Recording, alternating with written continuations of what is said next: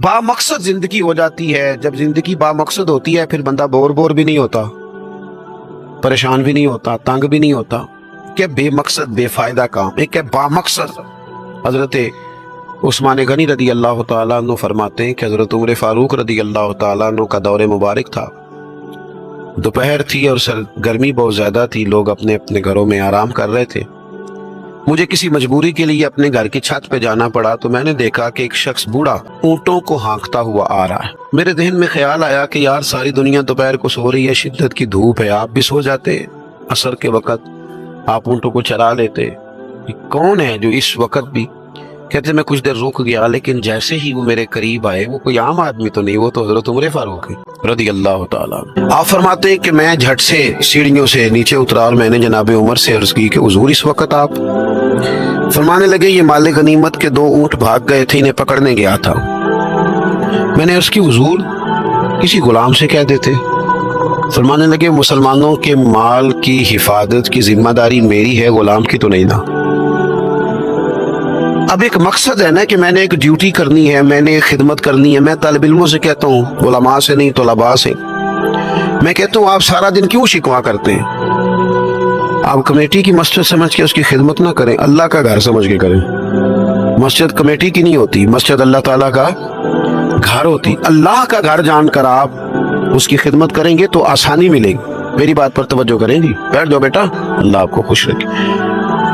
तो अपनी जिंदगी में बामकसद काम जब हम करते हैं तो फिर थोड़ी सी सुकून महसूस करते हैं। इसी तरह से नबी करीम अलैहिस्सलाम का एक तो ये फरमान हमें मकसद बताता है। एक दूसरी बात सुनो, हुज़ूर अलैहिस्सलाम ने फरमाया, अच्छा मैं ये समझता हूँ कि नबी पाक अलैहिस्सलाम की इस एक हदीस पर अमल कर लिया ना जाए ना, जो हम सबको आती भी है, तो सारे मुल्क में सुकून हो जाए, सारे घरों में करार आ जाए, सारे खानदानों में खूबसूरती आ जाए।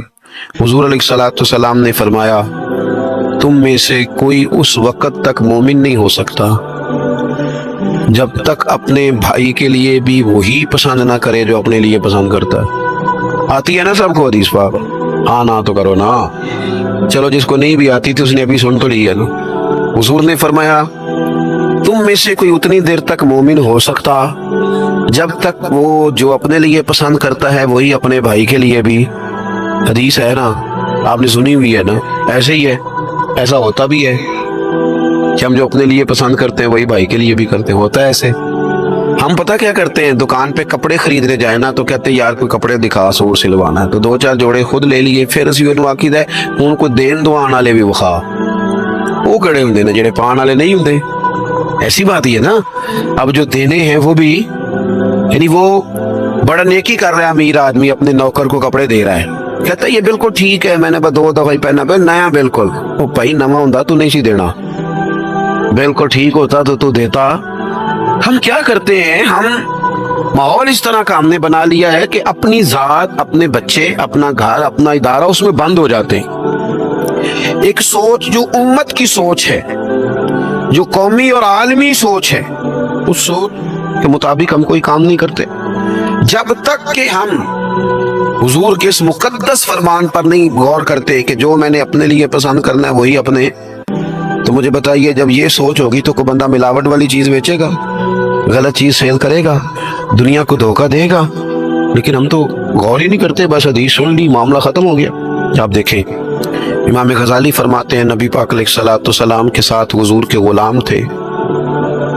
एक दरख्त पर महबूब ने इशारा किया कि यहाँ से 2 मिसवाकें उतारिए। सादी सी बात है ना।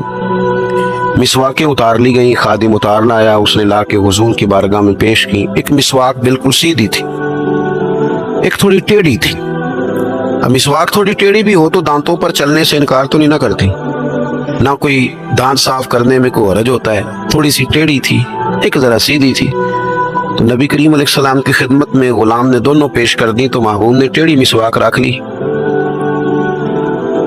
और सीधी। हुजूर ने गुलाम से फरमाया कि ये आप, आजकल तो ये काम इल्ला माशाल्लाह मजहबी लोग भी नहीं करते। मैं एक जगह दीनी मदरसों के एहतमाम करने वाले जो लोग थे उनकी मीटिंग थी, तो वहाँ एक साहब ने बड़ा तकवा बयान किया, कहने लगा मैंने कभी मदरसे की रोटी नहीं खाई, हालांकि मदरसे का मोहतमिम हूँ, मैंने नहीं कभी चखी, इतना परहेजगार हूँ। بعد میں میری باری آئی تو میں نے کہا جی میرا خیال ہے کہ آپ وہی روٹی کھایا کریں جو مدرسے میں پکتی ہے، آپ تقویٰ بدل دیں، آپ کو پتا تو وہ بیچارے بچے کھاتے کیا ہیں۔ جو کچھ کمیٹی کے صدر کے گھر پکتا ہے اور جو محتمم کے گھر پکتا ہے اسے غور کرنی چاہیے کہ طلباء کو وہی دے رہا ہے، ان کے ساتھ بھی رویہ وہی ہے۔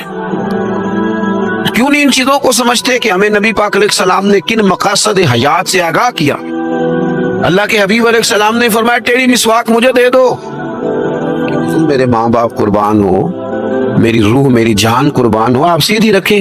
حضور نے فرمایا نا بھئی، میں نے خود ہی تو امت کو قانون دیا ہے کہ مومن وہ ہے جو اپنے لیے پسند کرے وہی اپنے بھائی کے لیے بھی پسند کرے۔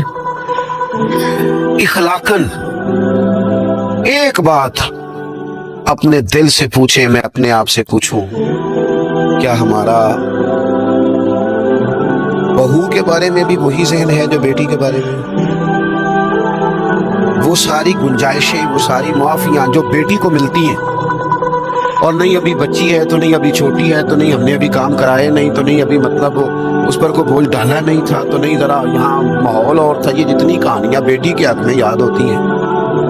مومن تو وہ ہے نا جو اپنے لیے پسند کرے وہی اپنے، تو یہ ساری کہانیاں بہو کے حق میں کیوں نہیں یاد آتی؟